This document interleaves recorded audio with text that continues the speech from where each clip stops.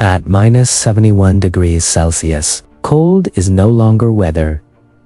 It becomes a law. Metal snaps, breath freezes before it travels, exposed skin dies in minutes. This is not a place humans were meant to live. And yet, they did. This is not a place humans were meant to live. The land itself refuses life. Beneath the snow lies permafrost, ground frozen so deeply that even summer cannot reach it. Dig too far, and the earth pushes back with ice. Trees here do not grow tall. They grow careful. Silence dominates. Sound feels fragile. Everything in this environment is designed to remove heat, to drain energy, to punish mistakes. And yet, in this coldest corner of the inhabited world, people stayed. Not for days, not for seasons, for generations. The Yakut did not arrive with machines. They did not arrive with fuel or concrete. They arrived with observation. They watched how wind moved snow, how cold sank downward, how warmth rose and vanished. They understood one truth early. In this place, you do not fight winter. You cooperate with it. From frozen earth, they built homes that did not crack. From mud and straw, they shaped walls that did not betray them. No electricity, no morphonesis, no modern insulation, just eared fire. And knowledge passed carefully from one winter to the next. This is not a story about surviving the cold for a night. This is the story of how humans designed life itself to endure the coldest test on Earth. This land does not forgive impatience. Beneath the snow, beneath the hardened surface, the ground is frozen solid, permafrost. Ice locked into the earth so deeply that it never fully melts.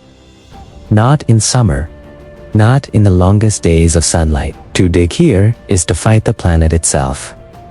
Go too deep, and cold climbs upward, creeping into walls, stealing warmth from anything built above it. The Yakut learned quickly that survival began before the first wall was raised. They studied the land in silence, where the wind cut hardest, where snow gathered naturally, where the sun touched the ground. Even briefly, nothing was chosen by convenience. Everything was chosen by consequence. Height mattered. By lifting their homes above the frozen earth, they created separation. A small but critical distance between life and lethal cold. Cold sinks, warmth rises. The Yakut did not argue with this rule. They used it. What looks like simple placement was, in reality, the first and most important layer of insulation. Before fire, before walls, before shelter, they made the land work for them. In extreme cold, strength can become a weakness. Stone feels permanent, heavy, unmovable. But at minus 71 degrees, stone betrays you. It cracks without warning. Mortar turns brittle. Rigid walls fracture as temperatures swing. The Yakut learned this lesson early. Cold does not test how strong something is. In extreme cold, strength can become a weakness. Stone feels permanent, heavy, unmovable. But at minus 71 degrees, stone betrays you. It cracks without warning. Mortar turns brittle. Rigid walls fracture as temperatures swing. The Yakut learned this lesson early. Cold does not test how strong something is. Each wall was built patiently, layer by layer, packed, left to dry, then packed again. Not to make it hard, but to make it calm. The Yakut did not see mud as poor material. They saw it as memory. A substance that could store warmth, release it slowly, and remain intact when the cold demanded change. In a place where mistakes kill quickly, mud offered something stone never could.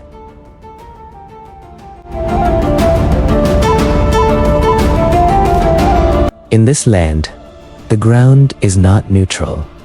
It is hostile. Beneath the snow lies permafrost, a frozen mass that never sleeps, never softens, never forgets the cold.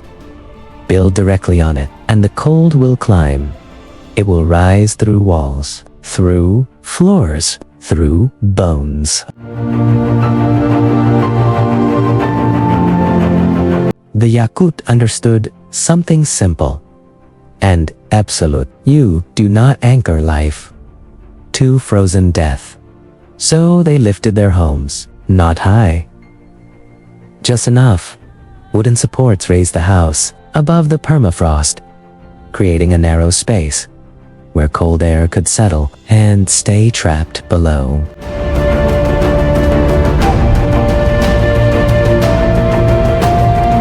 This gap was not empty, it was defensive. Cold sinks, warmth rises.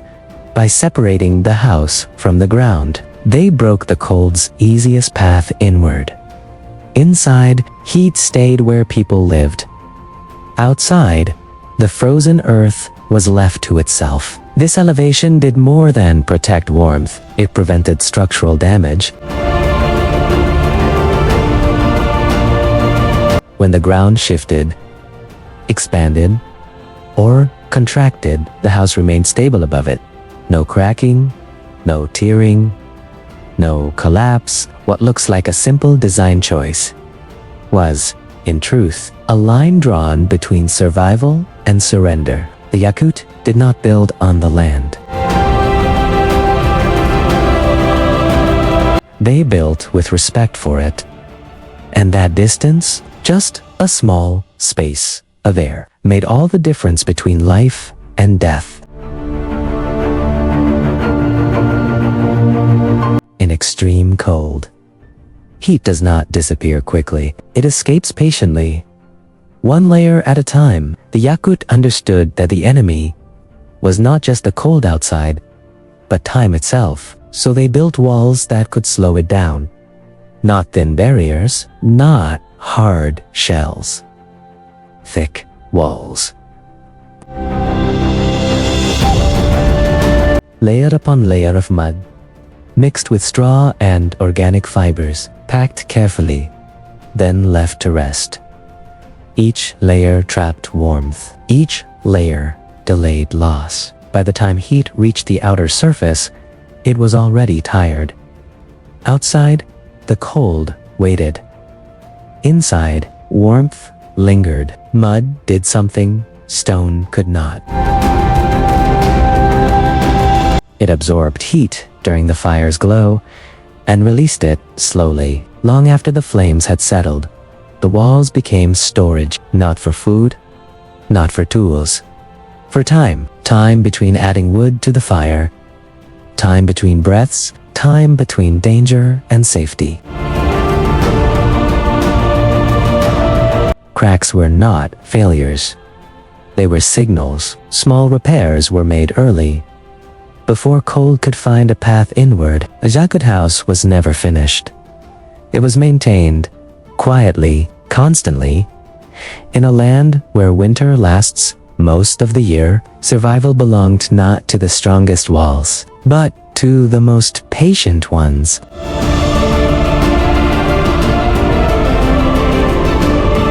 In this cold, fire is not comfort, it is currency. Every spark costs effort. Every log carries weight. Every flame must justify itself.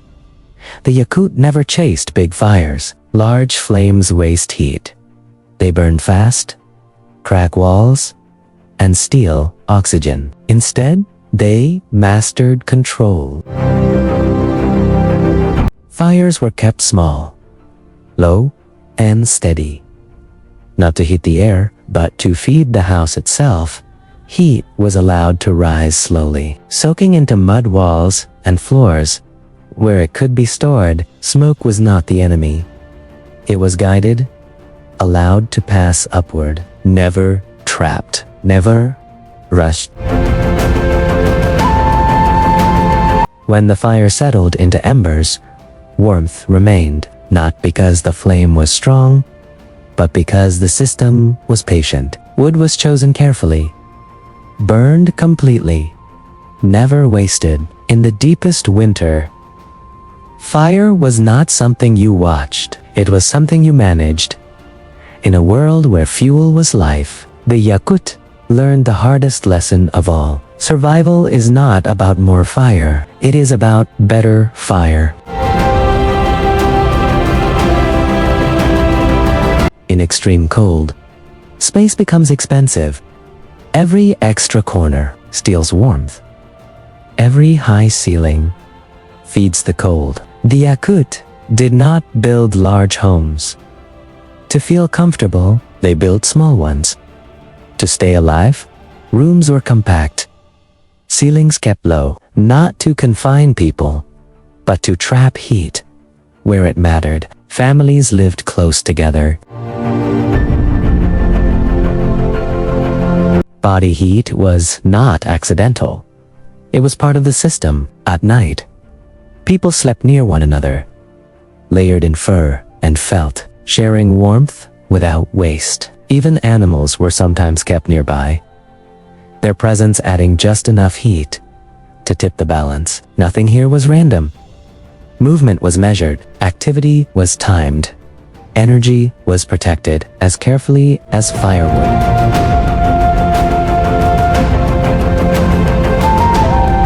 In the coldest weeks of winter, survival depended less on strength and more on restraint.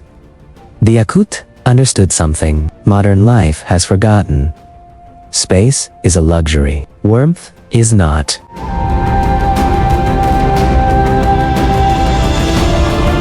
In this cold, nothing works alone. The house does not protect you unless your clothing does its part. And clothing fails if the house wastes heat. For the survival was not built from separate pieces. It was a single system. Fur coats trapped warmth close to the body. Felt boots slowed heat loss from the ground. Layers created pockets of still air, the most reliable insulation of all. But clothing was only the first barrier. The walls caught what escaped the body. The fire replaced what the walls absorbed. The house slowed what the cold demanded. Each layer depended on the next. If one failed, the system collapsed. People did not overheat. They did not sweat. Sweat was dangerous. Moisture steals heat faster than wind.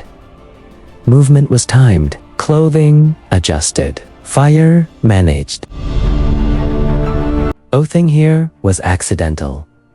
What looked simple was carefully balanced in a place where 71 punished every mistake. The Yakut did not rely on one solution.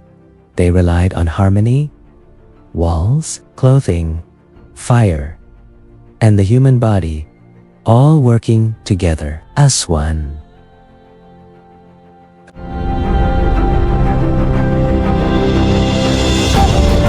There comes a point in winter when preparation ends and testing begins.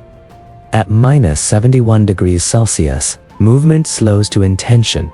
Sound feels sharp. Air itself becomes heavy. This is the temperature where mistakes stop being lessons and start becoming endings. Outside, wood snaps, metal screams, breath freezes before it escapes the lungs. Nothing is adjusted anymore. Everything is already decided. Inside the Yakut home, life contracts. Fire is reduced to embers. Movement is minimized. Speech softens. The house does not fight the cold. It waits. Heat stored in walls begins to return. Clothing does its quiet work. Bodies remain still. Time stretches, hours pass without change. And that is success. Outside, the cold presses harder, searching for weakness. Inside, there is none. This is not comfort. This is control.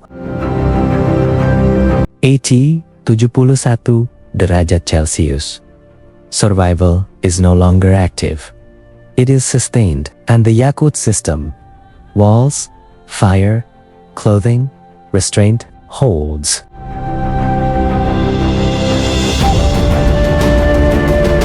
In this land, nothing is built to be ignored. Extreme cold does not destroy suddenly. It waits, it studies. A hairline crack, a loosened seam. A shift too small to notice until it is too late. The Yakut never waited for failure. They watched. Every wall was red like a surface of ice. Every sound mattered. Every change had meaning. Repair was not an emergency. It was routine. Small cracks were sealed immediately. While the warmth was still inside, fresh mud was pressed gently into gaps. Not to strengthen the wall, but to close time's doorway. No dramatic rebuilding. No more panique, only quiet correction. A Yakut house was never finished, because winter was never finished. Maintenance happened early, when effort was small and risk was low. This discipline kept the system alive. Neglect here was not laziness. It was a gamble with death. To survive 71 derajat Celcius, you did not need stronger walls. You needed attention. Because in the coldest places on earth, the difference between shelter and a grave is often no more than a crack that someone chose to fix in time.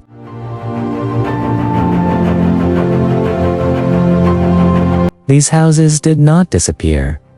Because they failed, they disappeared. Because the world changed.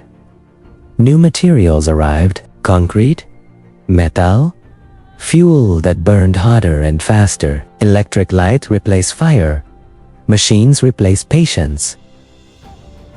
For a time, it felt like progress. Modern buildings promised comfort without discipline, warmth without attention. And slowly, the old systems were set aside, not because they were weak, but because they demanded care. The Yakut mud house required listening, watching, repairing before damage became disaster. Modern life offered something easier, structures you could ignore, until they broke. As settlements grew, as movement increased, as economies shifted, knowledge tied to place began to fade. The houses were left behind. But the wisdom inside them was never disproven. It was simply forgotten. Today, in a world facing colder extremes in some places and unbearable heat in others, we are rediscovering an uncomfortable truth. Technology does not replace understanding. It only delays the moment when understanding becomes necessary again. The Yakut did not abandon these houses because they were outdated. They abandoned them because the rhythm of life changed. And when rhythms change, architecture follows. These houses were never meant to last forever. They were meant to teach. They taught patience. In a world that rewarded haste, they taught restraint. In a world that burned too much, and they taught attention. The quiet discipline of noticing before disaster arrives. The Yakut did not conquer the cold, they listened to it. They learned its rhythm, its warnings, its limits, and within those limits, they built life. Mud was not a poor substitute for stone. Fire was not a luxury. Small spaces were not a sacrifice. They were agreements between human bodies and an unforgiving land. Today, we live surrounded by machines that shield us from consequence. But the cold still waits. The heat still rises. The ground still remembers. And when systems fail, we return not to technology, but to understanding. If this story stayed with you, if it made you slow down, even for a moment, thank you for sharing this time with us. In our next journey, we can follow people who survived where the sun never sets, or those who mastered heat where water disappears. Tell us which story you want to walk next. The fire is low, the walls are warm, and the lesson is still written in the mud.